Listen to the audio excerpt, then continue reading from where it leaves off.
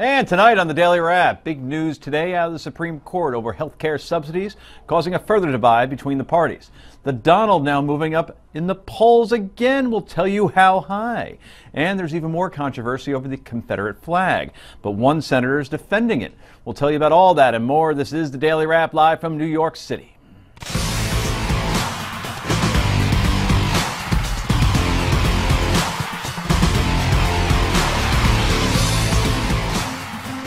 And welcome to the show, everybody. I'm Joe Concha, along with my co-host, SiriusXM and Forbes.com, and a man who got all the confetti out of his hair after celebrating after a certain ruling today, Rick Unger. I haven't had time to celebrate. You know, the talking you-know-what's come out on days like this. That's true. That's true. So I've been talking out of my you-know-what all day long. Interesting. Well, you'll be covered under healthcare subsidies, apparently.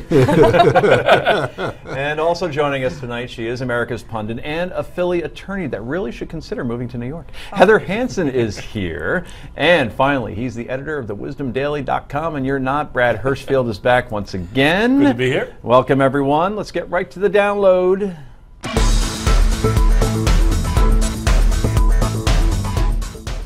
And big news today out of the Supreme Court.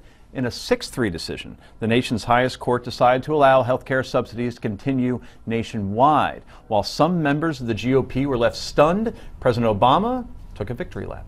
But as the dust has settled, there can be no doubt that this law is working. It has changed and in some cases saved American lives.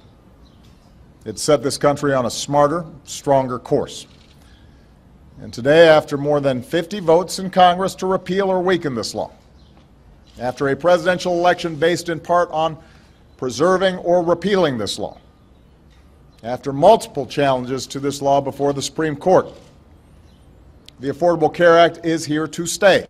And here's more from the end zone dance. Meanwhile, the law has helped hold the price of health care to its slowest growth in 50 years. If your family gets insurance through your job, so you're not using the Affordable Care Act, you're still paying about $1,800 less per year on average than you would be if we hadn't done anything. This law is working exactly as it's supposed to. In many ways, this law is working better than we expected. Somewhere, Gruber is smiling. There is certainly some debate over the reason why the cost of health care has been slowed. Speaker of the House, John Boehner, thinks the law is still broken. The problem with Obamacare is still fundamentally the same. The law is broken. It's raising costs for American families. It's raising costs for small businesses. And it's just fundamentally broken. And we're going to continue our efforts to do everything we can to put the American people back in charge of their own health care and not the federal government. Okay, we got some legal eagles here and some wise men as well. So I'm going to ask two questions. Were you surprised by the ruling, and were you surprised by a 6-3 ruling? A little bit surprised by 6-3. Not, well, you know, we actually had the conversation, and my prediction had been it could go either way, but if I had to bet money, I thought this would be the result. We have the tape, that's true. And there was a simple reason for it. You know, what you have to realize is no matter how the court would have decided, the point would have been it goes back to Congress. If Congress wants to change it, they can change it. The difference is that had it gone the other way, there would have been an absolute disaster in the insurance markets, and they knew that. So it could have gone back to Congress the other way, and if Congress wanted to fix it, fine. But in the meantime, on the way, it would have been a disaster. This way, absolutely not a ripple. Yeah, so. I wasn't surprised by the decision. I thought it could go either way as well. I was surprised at how they got there. There were other ways that they could have got there, and we could get into the weeds talking about it. But the fact that they got there in this way, Justice Roberts wrote the decision, and he talked about the fact that the law was written poorly, inartfully written. He talked about the fact that the law was put into effect poorly, that the way that Congress did this, they sort of backdoored this law in, and yet they said, we're not going to allow these death spirals and for this entire law to go up in smoke. You're right in everything you just said, but there's one other point that he made, which is critical, which is obviously the intent, or from his point of view, the intent was for these subsidies to stay in place because nobody would have written a law to damage the markets. This maintains And that. I think that's actually the key, because he used a conservative legal principle. Whether I like the conclusion or not, whether I like the law or not, I have lots of reservations about this law.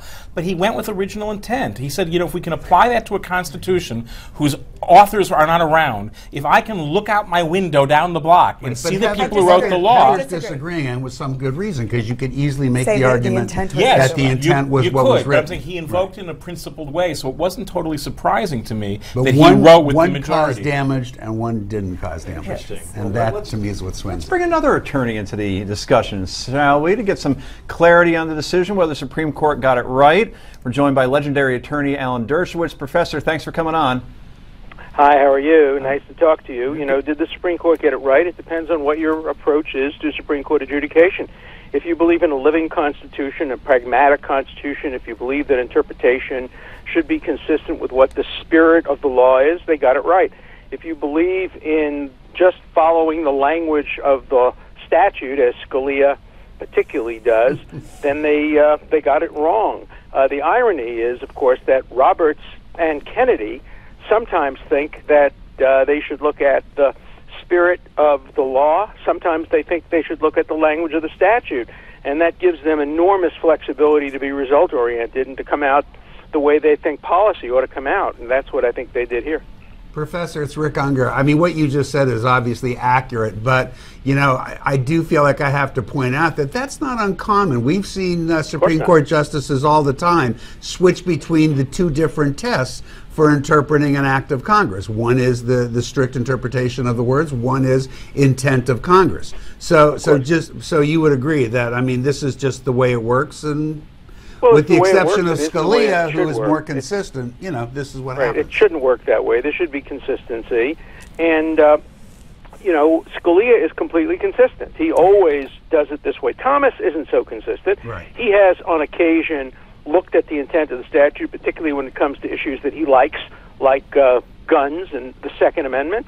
Of course, Justice Kennedy is enormously flexible. But did you? I think one of the reasons that they decided not to simply send this back to Congress, which they easily could have done, is they know the reality that Congress would never pass this law again, that it's a different Congress, and this is either going to go into effect as passed by the democratically controlled Congress, or it's never going to be the law at all. So I do think they looked at the realpolitik of Washington, and also I think the other factor that was important is that Chief Justice Roberts sees himself as the Supreme Court's guardian, and he didn't want to be made a fool of. And I think had the court gone the other way, people would have been very, very upset with undoing the will of Congress based on what was a mistake. Obviously, it was a mistake.